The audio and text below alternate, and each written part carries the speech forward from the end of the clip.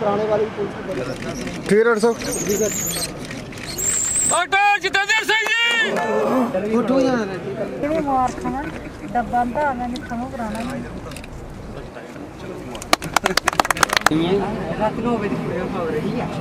देवी का यही रामनगर, यही उधमपुर, यही जनता की दुश्वारियां, यही जनता की मुसीबतें, यही जनता की तकलीफें। क्यों नहीं ऐसा पहले हो सका? क्योंकि कश्मीर केंद्रित प्राथमिकताओं के चलते इन बातों का ध्यान नहीं रखा गया। जहां तक विकास का संबंध है, मैं दावे के साथ कह सकता हूं, ये लंबी चौड़ी कॉन्स्टिट्यूएंसी है हमारी उधमपुर, कठुआ, डोडा की, पंजाब की ओर से, लखनपुर से, तो एक के बाद एक आपको विकास के स्मारक दिखाई देंगे।